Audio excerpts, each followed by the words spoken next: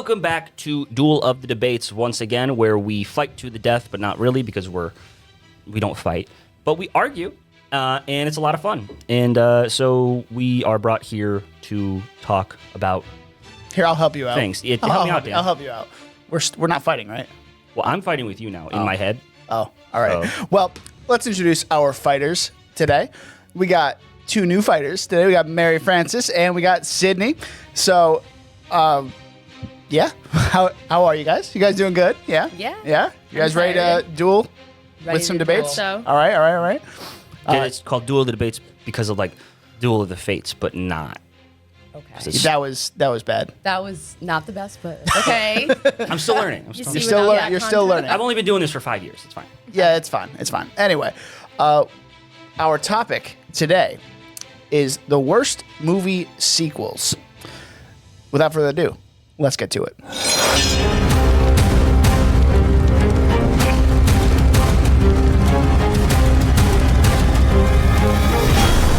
That's fine.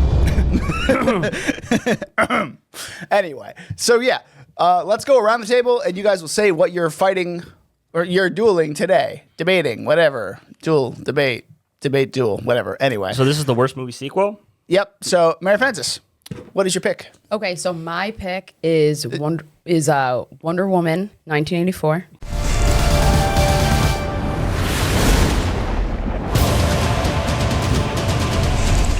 All right. You don't need to go in any depth of that. We haven't started yet. We're just going around the table. Sydney, what is your pick? Mine is Now You See Me Too. Stop. Make it go up. Okay. And Danny? I picked Rob Zombie's Halloween 2.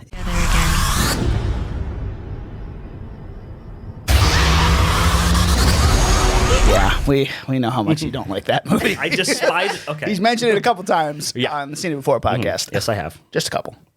Yep. Not as much as Last Jedi. Anyway. All right, Danny, let's get to the rules. Oh, fuck, I don't have them pulled up. Hold on a second. The DOTD rules. The objective is to convince the judge why your pick for the question is correct and the other fighters' picks are wrong. That's me. The rules are the arguments. There needs to be objective reasoning behind why you chose your answer. For example, John Wick is better because Keanu Reeves looks like my cool band teacher from 8th grade is not an acceptable argument. We need to be civil. We have civility here because we're all friends. Although we can be passionate, there will be no sincere attacks on people's characters. The judging, when deciding the winner, the decision must be based on the arguments presented in the debate. For example, I like Danny's pick because he's amazing. It's not an acceptable argument, even though it's true. It just doesn't work. The opening arguments are going to be 1 minute per fighter. The rebuttal arguments are going to be 1 minute per fighter. There's going to be a free-for-all section where it's going to be stopped at the judge's discretion, whether or not like we get on in a loop of something or he has a specific question to elaborate on. And then our closing arguments to wrap everything up are going to be 1 minute per fighter. And that's the rules. All right. Well, I think it is time to get this party started. We're going to start with Mary Frances. You are on the clock. Wow. Okay. Starting with me. So, basically, I feel like Wonder Woman 1984 is the absolute worst sequel because it was, for me, just so over the top, so outrageous. I felt like it had nothing, it had no connection to the first movie whatsoever. And, I mean, I could go into so many more things. I mean, you have the special effects looked really bad, in my opinion. No character development. The plot made no sense whatsoever, and the acting was also not the best.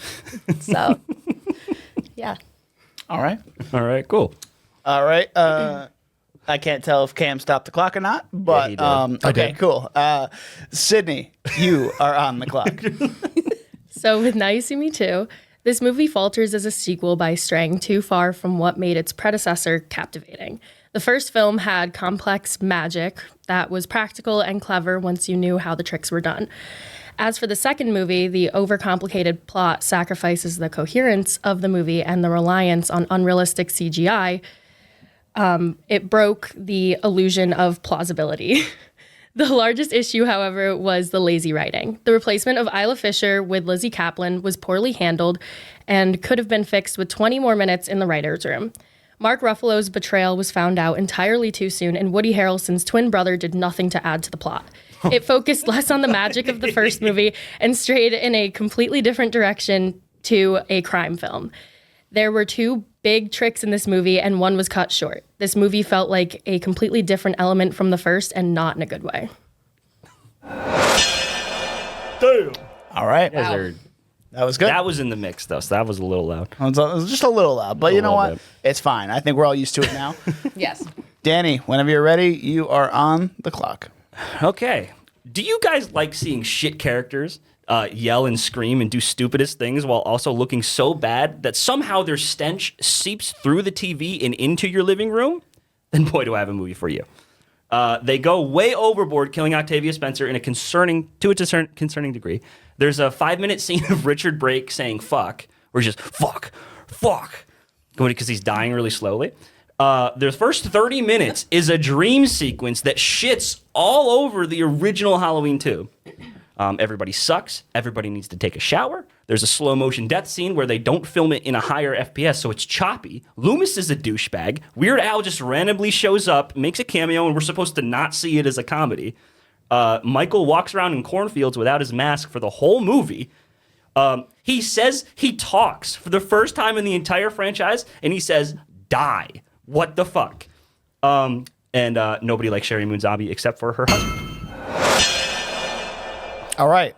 Well, that was certainly something. It's time for rebuttals. Mary Frances, whenever you're ready, you are on the clock. Okay, so as far as Now You See Me Too, there's some things in there that you said regarding the plot and them revealing Mark Ruffalo's character too soon. Mary Frances talking to the mic. Sorry, I feel like, I think that compared to the first one, I felt like they still continued with the creativity of the first movie. I thought it was still like interesting. The tricks, while maybe they weren't as complex as in the first movie, I think that they still captivated the audience in a way that moved the plot forward. And I just thought that it was still a really fun movie that like people could enjoy, and yeah. You got another movie to rebut against. Oh yeah, you didn't even. I didn't even touch on that one. Oh my gosh. Can we edit that? Nope. Oh my gosh. Okay. Well, there'll be a free for all We are section. live. Daniel. Sydney, you're up. On the clock. Wonder Woman 1984, while it seems lazy and rushed, does offer an interesting commentary on the internal struggles Diana faces, specifically the tension between her personal desires and her greater responsibility as Wonder Woman. It shows her humanity and is extremely relatable. If I were able to save the love of my life, especially Chris Pine, I would definitely make the same choice as her, and I feel like many would. With Halloween 2, the plot twist where Laurie is his sister makes the plot a little more understandable, in my eyes. I don't think you did the research on the right movie. Maybe I didn't then. I'm gonna not do that Rob then. Zombie's Halloween too. I guess I didn't follow that right That's a one. bummer. Hey, Dan, Okay. Hey, Danny, hush. Oh wow. Sorry. Well, Cornfield, crazy, but still, works with the horror movie plot. I'm gonna need to hear more about this movie. There's nothing really to say other than it's just a piece of shit. I got the wrong one. He's just a cornfield boy. I did my research. All right. I tried to say Rob Zombie's Halloween too. Because like that, at least I know that in the original Halloween 2, that's where they introduced that twist. Yeah, that's the only Halloween 2 that I. Oh, The damn. 2009. Yes. Come on, Danny. Oh, so you did the research on the 2009? 2009. I Or the 1981 version. Yeah, there's the 1981. Rebuttals. Am I doing it? Okay. Yeah, Danny. Well, now you well, are. now I feel bad because it's like she wrote 1,800 words. You're on the clock. All right. For Now You See Me Too, it's magicians pulling heists. It's not supposed to be prestigious. It's anything but it's just a fun time. Like, it's fine.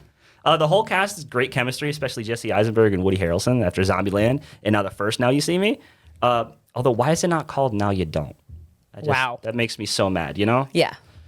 Because now I guess they're doing a Now You See Me 3. It's so stupid. All right. The card scene, really well done, where they're passing the card, like, oh, yo, and then it goes through through his jacket and stuff, and he's like, And we're talking about the worst movie sequel ever here.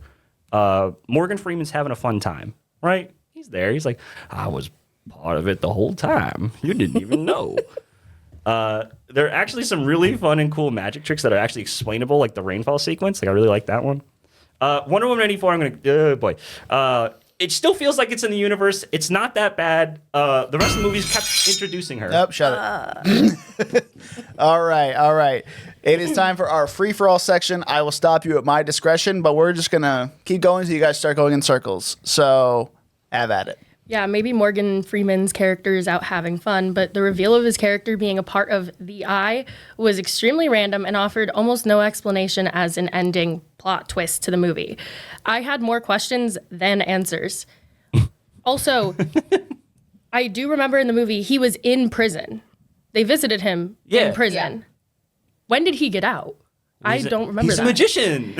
But that's the thing. Like, there's how do you just get out of prison? You're telling me that he's sitting in a house. Who are we talking about right now? Morgan Freeman. Freeman's character. Okay.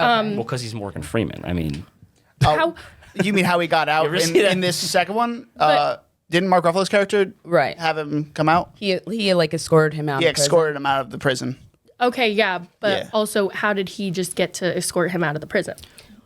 They did explain that he like pretended to be another FBI agent, used his badge to get him out. So Yes, but at the same time, now they're missing a prisoner, and you're telling me the FBI isn't just like out there looking for him? He's sitting in a house that is owned by magicians.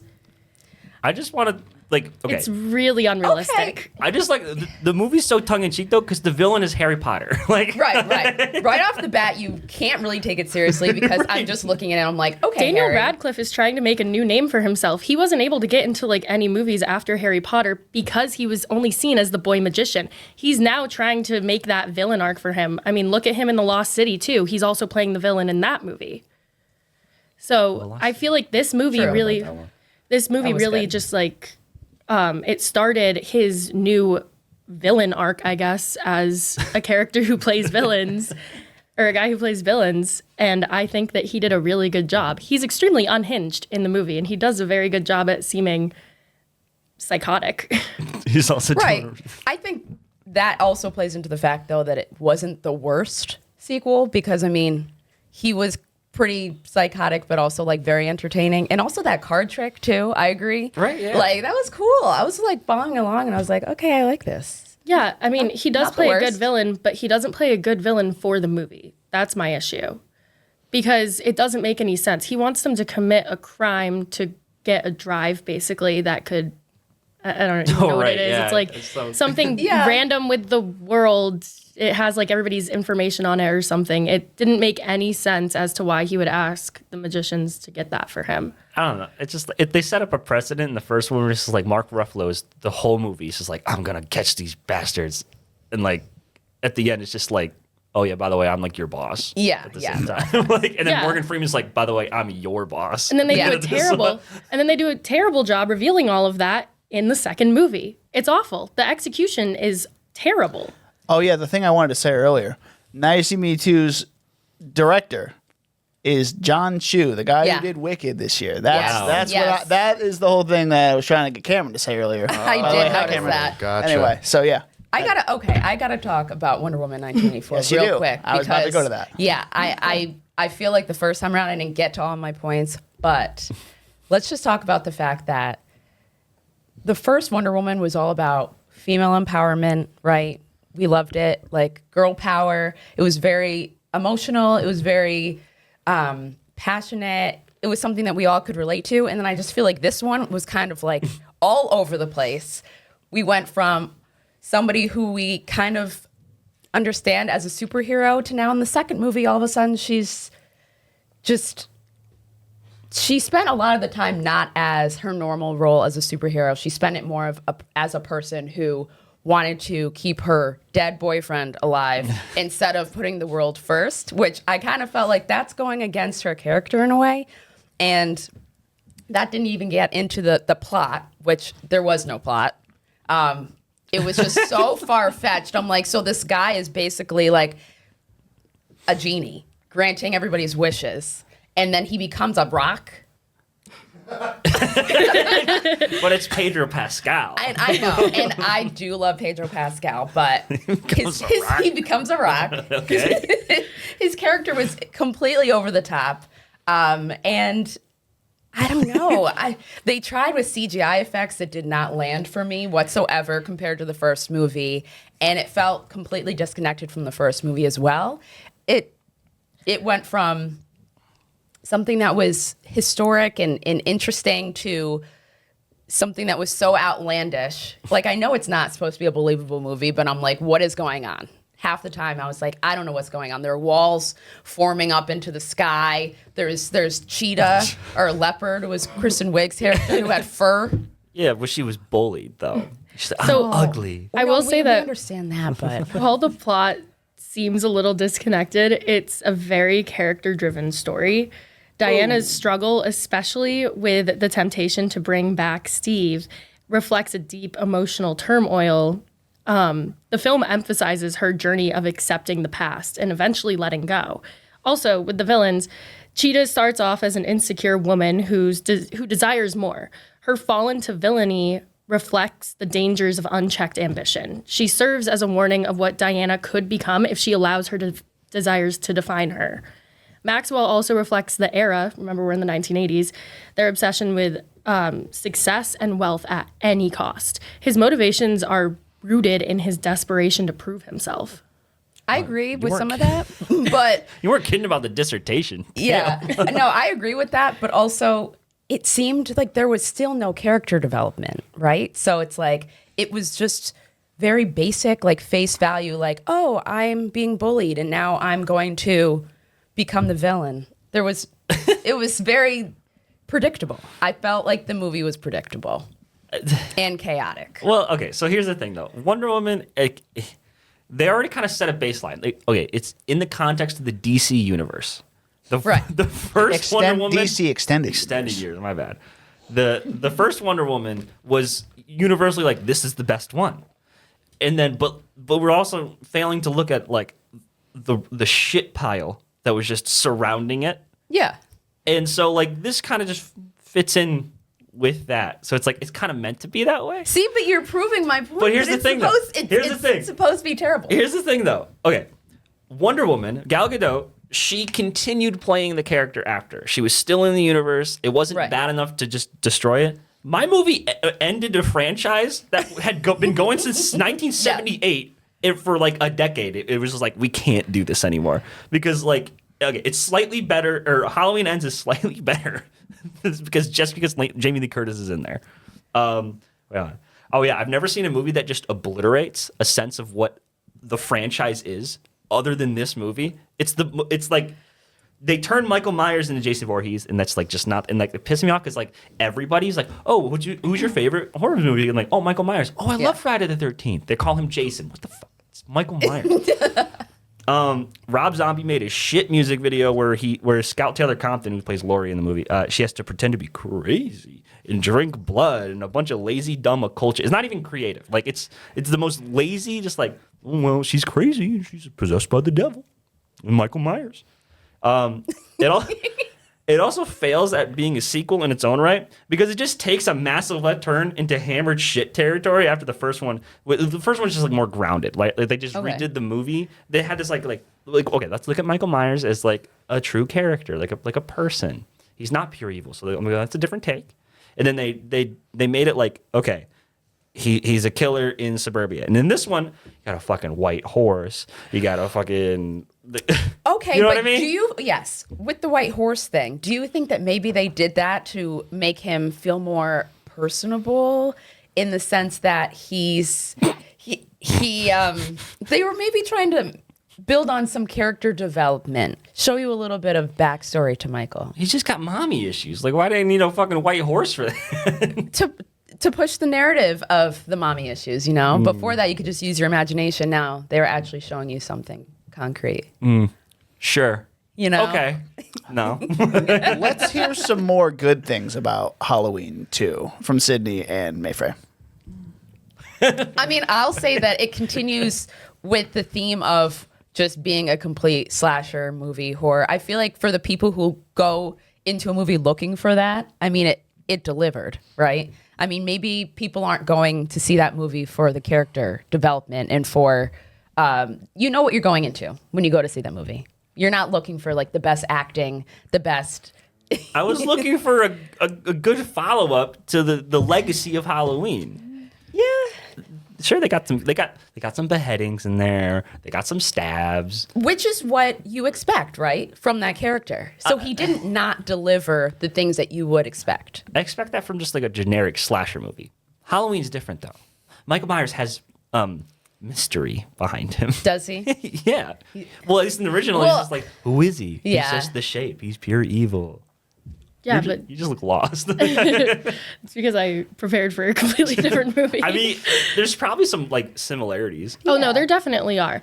I mean, I don't know. Like, I have a question. Does the movie feel repetitive to the series to you, or is it like completely off It's just direction? off the rails. It's Okay, now the question is that because like could this be a good sequel because like they were doing the repetitive thing for so long and they needed to change it up? Because at some point repetitiveness gets extremely boring, especially with a movie series. And you could say that that makes it a bad movie, but I think that trying to take it in a different direction could definitely help the series in a different way. Well, it didn't. It killed it for 10 years. And that's your opinion. No, it's a fact. It killed it for 10 years. But it came back, didn't it? It came back. Michael always comes back. But it Right, went back that's to the thing you know classic, about though. Michael. Yeah. Yeah, Yes. hey, maybe to that point, maybe they're trying to make it a little like unique, you know? They're like, let's give our fans something different this time around. All right. Have you seen the Munsters? Rob Zombie's The Munsters? No. That was No. a passion project. No. Let's not Okay. get into that. Cameron's seen it. I saw her and laughing. I think I've heard enough. So, I'm going to preface this by saying all these movies are bad. Yeah. Which is the worst? So, let's start with Wonder Woman 1984. It was a HBO Max release because it came out during the pandemic. Yeah. So that's already not a good start for it. But yeah, it does not have any real connection to the first besides Chris Pine. You're right about that. It does feel very disconnected, very outlandish, no character development. But that is also kind of on the acting that they brought into the movie. And yeah, Gal Gadot, I don't think is the greatest actress in the world. Khalil, no. So, but Tried. all right. So now you see me too. Overcomplicated plot. The weird twin brother thing going on. Totally forgot about that. I Yeah. did too until I It's not a started watching it. telenovela. I was like, It's not a telenovela. Why are you adding that in? Yeah, but yeah, it brings up more questions than answers. It's especially I liked when you brought up the prison escape scene because I didn't even think about that. I'm like, oh yeah, he just walked out with Mark Ruffalo's character, and I was like, I didn't think about it, like, oh, how did he do that? But it's explained away by magic because that's how it always explained away. Apparently, in this stops movie. rain. Yeah, it's kind of yeah. weird. All right, and now to Cornfield Man. So- Exactly. He's not Michael Myers. I'll tell you that much. He eats a dog, which I mean, he does that in the original, but Yes, this movie is not Michael Myers. But I liked what Mary Frances brought up about you know what you're going to get when you're going to see a slasher movie. It's can we agree with her? It's true. well, I mean, I am because like, yeah, most people aren't huge fans of Michael Myers. I mean, yeah, Don't there you are. mean Jason? Sorry. I mean, you know, I'm a Jason fan, but that's beside the point. Are you okay? But all right, sorry to interrupt. After you watch Jason Takes Manhattan, are you still the Jason Voorhees fan? Because of the campiness, yes. He punches a guy's head off. That's pretty cool. It was so funny. I think you'd like that There's a one. disco scene on a boat. It's real weird. It's great. Anyway, She gets choked. I know. Yikes. so yeah, yes, it technically did end the franchise for 10 years, Danny. But again, he came back, as I said before.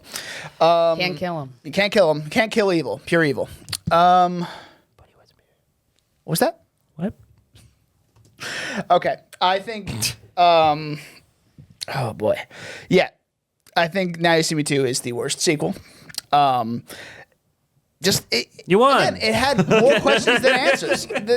you're 100% right. And then the villain was just kind of Daniel Radcliffe was just kind of weird, but like whatever. But I did like one scene in that movie, and that was the metal detector scene. How they're just flipping the card around. That scene was really, phenomenal. really cool. So good. In a really shit movie. Yes. But you know, it's fine. But yeah, congratulations, Sydney. You won this one. Make sure to tune into Duel of Debates next time, where we will discuss the best Marvel movie. Or MCU movie. We all picked MCU movie. Yeah. We all picked MCU. So best MCU movie, I guess we'll say it that as. Yeah, I'm Dan. Danny. You can find me on Instagram at Danny_Was, my letterbox and serialized at DJ Was, or my YouTube channel, which is just Danny Was. Nice. Would you guys like to plug any social media? That's the word. Nobody's going to want to find my online presence. I did. Mayfrey 16. Find me on Instagram. Oh, snap. All right. Well, then, yeah, we're wrapping this episode up. So until next time, we'll see you next time.